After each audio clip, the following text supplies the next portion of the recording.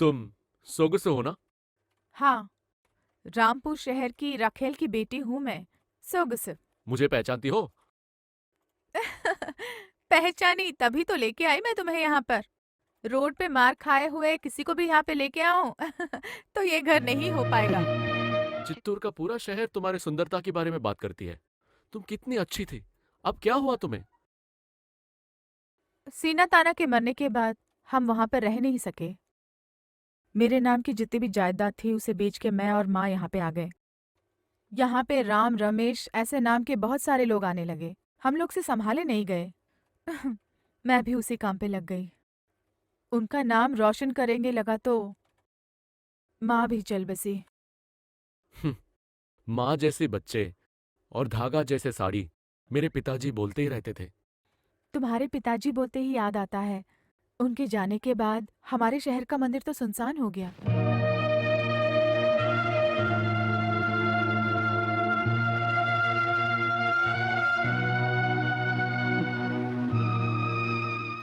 उनके मरते समय भी तुम तो उनके साथ नहीं थे ना? किसी भी हालत में ये सब चीजें मुझे याद मत दिलाओ। पुरानी चीजें भूल के मैं अब एक मशीन जैसे जी रहा हूँ। मैं जा रहा हूँ। रुकिए, हमारे शहर का है, अच्छा है। मैं जो बोल रही हूँ वो करोगे तो नहीं होता तो मैं क्यों तुम्हें घर ले आऊं? मैं क्या करूँ अब? बोलती हूँ, आओगे? हाँ। बिना डरे आओ। बैठो। सोगसो, ये क्या है? रत्नम, भूख लगी है बोल के पैसे लेके मेरे पास आते हैं लोग। उनकी खुशी के लिए मैं काम करती हूँ। जल्दी जल्दी खाकर जैसे ही भूख बंद हो जाती वो चले जाते हैं। लेकिन खिलाने वाले को भी भूख लगती है ऐसा कोई सोच नहीं सकता।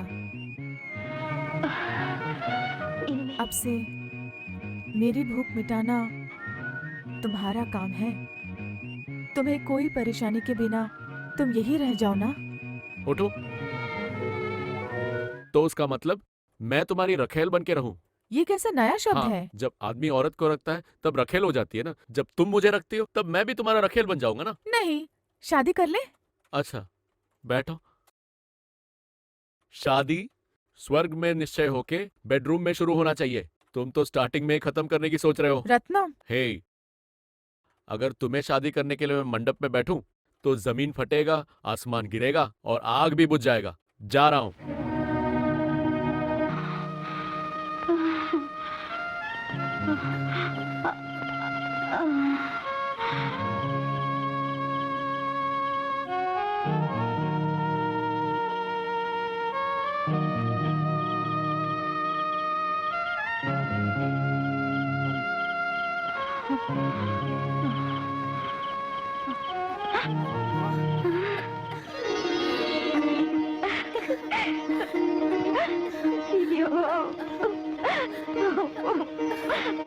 तुम्हें मैं कहाँ कहाँ ढूंढ रही थी।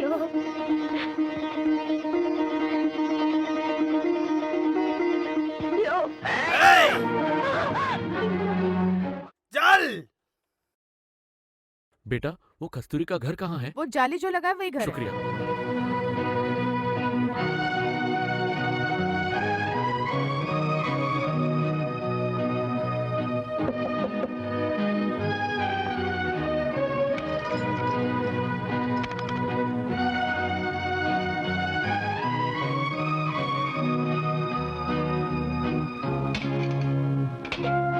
माँ जी, यही कस्तूरी का घर है हाँ ना? हाँ यही है। ताला लगा है। हाँ, बाहर ताला लगा के अंदर बैठे हैं। वो मतलब नहीं था माँ जी, मैं पूछ रहा था कि वो कहाँ गए हैं। मालूम नहीं, तड़पती बुखार के साथ बाहर गई वो। उसके पीछे पीछे उसका भाई भी गया। अब तक दोनों वापस नहीं आए। खुला घर था तो मैंने ही ताला डाला। अच्छा, ऐसा है। हाँ, तुम कौन मेरा हो? नाम रत्नम है। जब कस्तूरी आएगी उनको बोल देना। भाई से नहीं बोलूं हाँ, क्या? मैं जा रहा हूँ। क्या चाहिए आपको? क्या चाहिए एक सर? लड़की। लड़की हम सब नहीं बेचते सर, उसके लिए अलग लोग होते हैं, उनसे मिलिए। भैया, उसके लिए मैं नहीं हूँ, चल निकल। कस्तूरी नाम की एक लड़की। आएगी, आ सकती है और आते ही। बता दूंगा मैं, आओगे? ये उम्र में सोजन चाहिए इन्हें, जरूरी है। शायद दामाद के लिए चाहिए होगा। भैया, बोलिए सर, क्या चाहिए? एक सुंदर सी लड़की है ना जो बेचने के लिए यहाँ से फल लेके जाती है। यहाँ तो 1000 लोग आते और जाते, हमें क्या उसका पता? नाम कस्तूरी है। अरे दुकान में आने वाले को क्या चाहिए वो पूछते, उसका नाम नहीं।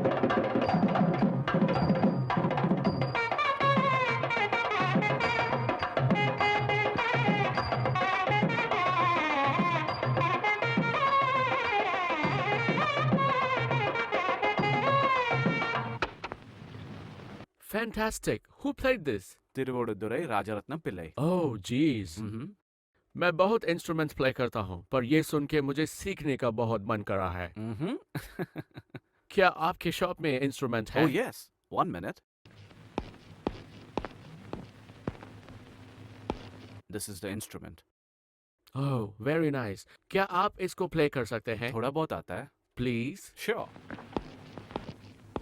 और वो बहुत लोगों के साथ मेरे माँ बाप को भी लेके गई। उसमें और भी बहुत लोग मर गए थे, उसमें मैं बच गया। मंदिर में गाने के लिए आए थे नटराज पिल्लई। उनका गांव था चिट्टूर और वो मुझे वहां लेके गए थे।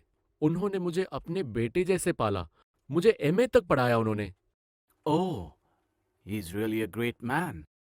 आपको नहीं पता सर, वो विद्वान जब अपना नादस्वर बजाता है तब उसके अंदर चुपचाप रहे हवा भी उन 7 द्वारों से सा रे गा मा पा बनकर वहां बैठे सभी लोगों को सुला देती है। मिस्टर रत्नम, टैबलेट खा लीजिए। क्यों जब देखो लेटे रहते हो? You are all right? Hello? Hello. Mr. Ratnam, आप tired है? Take rest. I'll come in the evening, okay? Sir,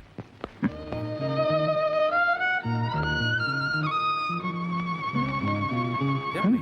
मन में जो बार है उसको जब उतार के रखता हूं तभी अच्छा लगता है। मैं अपना बाकी स्टोरी भी बता देता हूं ना। अचानक एक दिन मेरे पिताजी पैरालिसिस डिसीज की वजह से लेट गए थे। लोगों ने बोला कि इसका चिकित्सा सिर्फ मद्रास में हो सकता है और उसके लिए जो पैसे बनाने के लिए मैं भागा, रिकमेंडेशन और करप्शन के आगे मेरे एमए का सर्टिफिकेट कुछ नहीं था सर। कहीं पे भी मेरी पढ़ाई के लिए काम नहीं मिल रहा था सर। मेरे सर्टिफिकेट्स पे धूल जमने के पहले मुझे एक नौकरी मिला था सर। भैया भैया, मुझे एक काम मिल गया है। मेरे पिताजी को मैं मद्रास लेके जाने वाला हूँ।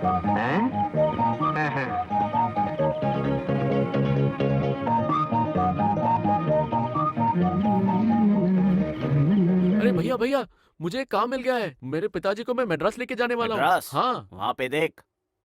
पिताजी।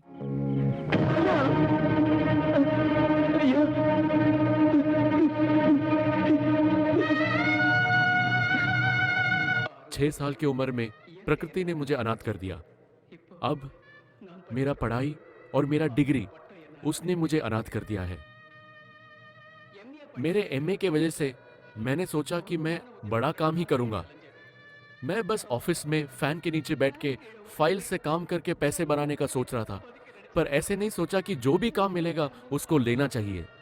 अगर मैं अपने पढ़ाई को छोड़ के थोड़ा नीचे का काम कर लेता तो मैं अपने पिताजी को बचा सकता था।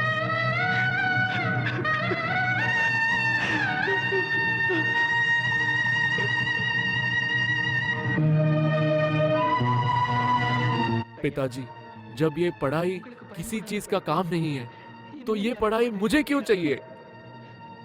बस अब तू भी चला जा।